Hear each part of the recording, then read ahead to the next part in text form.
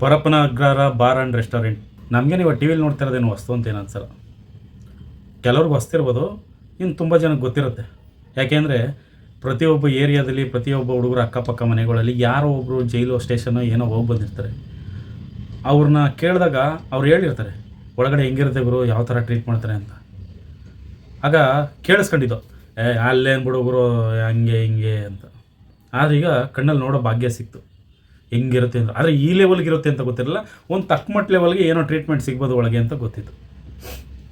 ಈಗ ಏನಕ್ಕಪ್ಪ ಈ ವಿಚಾರ ಇಷ್ಟು ದೊಡ್ಡದಾಗಿ ಸದ್ದು ಮಾಡ್ತೈತೆ ಅಂತಂದರೆ, ಒಬ್ಬ ಹೆಲ್ತ್ ಇಶ್ಯೂ ಇದೆ, ಮಲ್ಗೋಕ್ಕಾಗ್ತಾ ಇಲ್ಲ, ಒಂದು ದಿಂಬು ರುಗ್ಗು ಚಾಪೆ ಬೇಕು ಅಂತ ಪದೇ ಪದೇ ಕೋರ್ಟಲ್ಲಿ ಹೋಗಿ ಕೇಳಬೇಕು. ಆದರೆ ಅದನ್ನು ಕೊಡಲ್ಲ ನಾವು, ಶಿಸ್ತು ನಮ್ಮ ಹತ್ರ, ನಾವು ಹಂಗೆಲ್ಲ ಅವನ್ನೆಲ್ಲ ಒದಗಿಸೋಕ್ಕಾಗಲ್ಲ, ಶಿಕ್ಷೆನೇ ಅನ್ನೋ ಥರ ಆಡಿದ್ರಿ.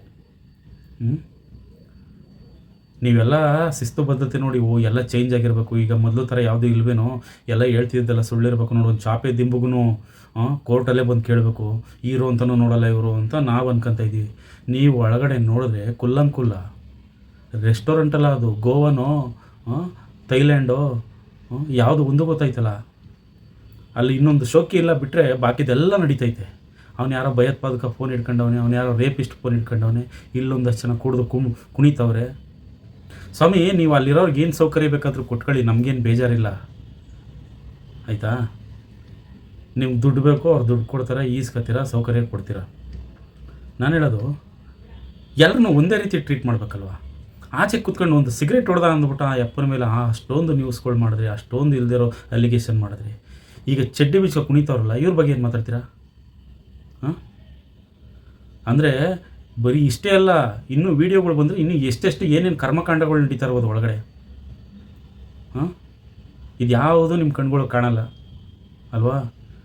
ಪ್ರಪಂಚದಲ್ಲಿ ಯಾರು ಮಾಡದೇ ಇರೋ ತಪ್ಪ ಒಬ್ಬ ವ್ಯಕ್ತಿ ಮಾಡೋನೆ ಅಂತ ಅವ್ನು ನಾಲ್ಕಣ್ಣಿಗೆ ರುಬ್ತಾ ಇದ್ದೀರಾ. 18-20 ವರ್ಷದಿಂದ ಉಮೇಶ್ ರೆಡ್ಡಿನ ಏನು ತಗ್ರಿ ಮಡಿಕೊಂಡಿದ್ರಿ, ಏನು ಗನಂದಾರಿಗಿರಿ ಮಡಿಕೊಂಡಿದ್ರ ಒಳಗಡೆ. ಅವನು ನೋಡಿ ಇನ್ನೊಂದು 4 ಜನ ಒಳಗಡೆ ಇರೋರು ಕಲೀಲಿ ಅಂತನ, ಹೆಂಗೆ ರೇಪ್ ಮಾಡಿದೆ, ಹೆಂಗೆ ಕೊಲೆ ಮಾಡಿದೆ ಅಂತ ಸ್ಪೀಚ್ ಕೊಡಲಿ ಅಂತನ ಒಳಗಡೆ ಮಡಿಕೊಂಡಿದ್ದೀರ ಅವನ್ನ.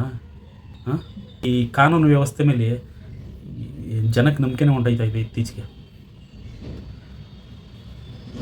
ಹೇಳೋದೊಂದು, ಮಾಡೋದೊಂದು, ಆಚೆ ತೋರಿಸೋದೊಂದು, ಒಳಗೆ ನಡೀತಾ ಇರೋದೊಂದು.